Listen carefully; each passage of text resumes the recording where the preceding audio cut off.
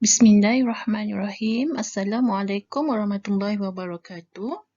Pada hari ini kita akan belajar mata pelajaran Muamalat Darjah 6 bagi tajuk Al-Mukhabarah dan Al-Muzara'ah. Kita mulakan dengan pengertian Al-Mukhabarah dan Al-Muzara'ah. Jika murid lihat di sini ada gambar ternakan lembu dan gambar seorang pekebun sedang mengusahakan kebunnya dengan menanam pokok cili. Kedua-dua gambar ini mempunyai kaitan dengan pengertian Al-Mukhabarah dan Al-Muzara'ah. Apa itu Al-Mukhabarah dan Al-Muzara'ah? Ia juga disebut sebagai pawah. Pernah dengar istilah pawah? Pawah lembu, pawah kerbau. Pawah ialah apabila seseorang yang mempunyai tanah menyerahkan kebun atau tanahnya atau binatang ternakannya kepada orang lain untuk diusahakan dan hasilnya dibahagi dua.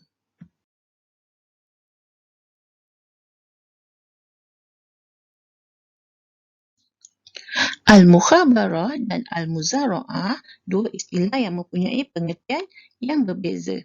Contohnya, seseorang yang mengerjakan tanah orang lain seperti sawah atau ladang tanpa upah yang hasilnya dibahagi dua.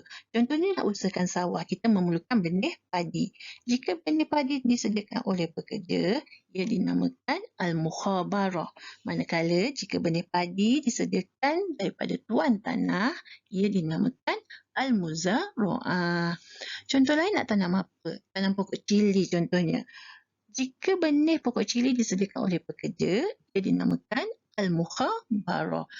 Manakala jika benih pokok cili disediakan oleh tuan tanah, ia dinamakan Al-Muzara'ah.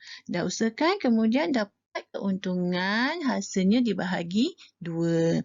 Jadi, apa perbezaan Al-Mukhabarah dan Muzara'ah? Bezanya, jika benih daripada pekerja, ia dinamakan Al-Mukhabarah. Jika benih daripada tuan tanah, ia dinamakan Al-Muzara'ah. Apakah hukum Al-Mukhabarah dan Al-Muzara'ah?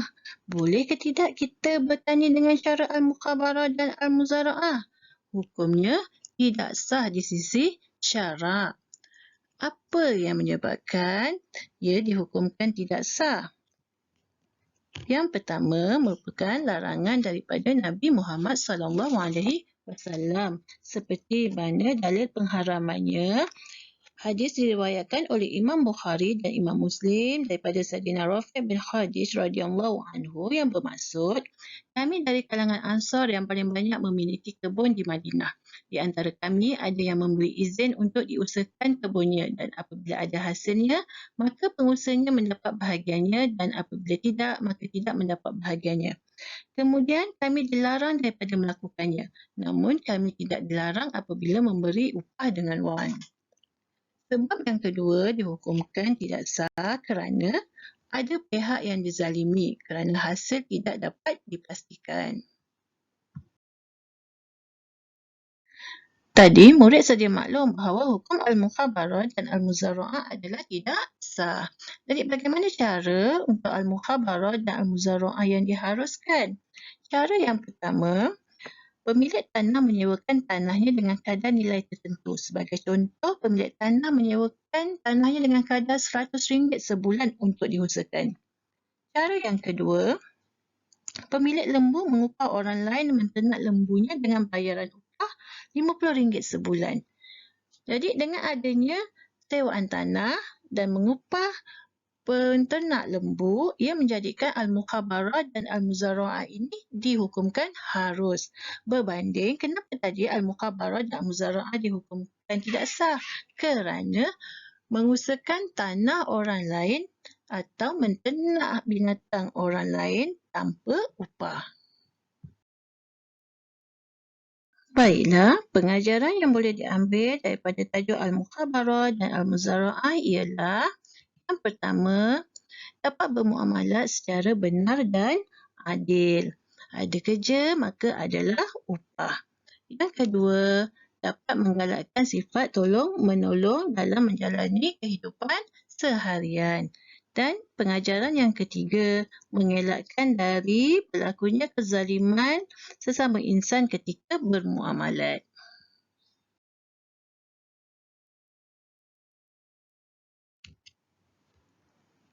Sebagai pengukuhan, saya nak murid-murid sebutkan semula apa yang telah anda pelajari. Pertama, pengertian al-mukhabarah dan al-muzara'ah. Ia juga disebut sebagai pawah, yang bermaksud apabila seseorang mempunyai tanah menyerahkan kebun atau binatang ternakan kepada orang lain untuk diusahakan dan hasilnya dibahagi dua. Pengertian al-mukhabarah benih daripada pekerja, manakala pengertian al-muzara'ah benih daripada tuan tanah.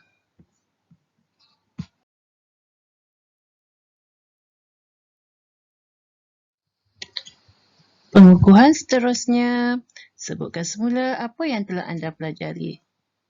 Apakah hukum al-mukhabarah dan al-muzara'ah?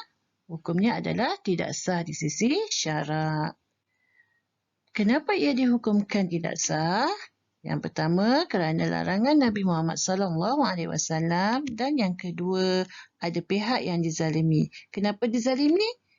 Kerana hasilnya tidak dapat dipastikan. Pengajaran yang boleh diambil daripada al-mukhabarah dan al-muzara'ah, yang pertama, dapat bermuamalat secara benar dan adil. Yang kedua, menggalakkan sifat tolong-menolong. Dan yang ketiga, mengelakkan daripada berlakunya kezaliman. Untuk akhirnya, sebagai latih tubi, saya harapkan murid-murid dapat menjawab 5 soalan berikut di dalam buku tulis masing-masing. Setelah selesai, bolehlah menghantar jawapannya kepada saya seperti biasa. Sekian saja pelajaran kita bagi tajuk Al-Mukhabarah dan Al-Muzara'ah pada hari ini. Kita jumpa lagi di tajuk yang seterusnya. Sekian. Wabillahi taufiq wa hidayah. Assalamualaikum warahmatullahi wabarakatuh.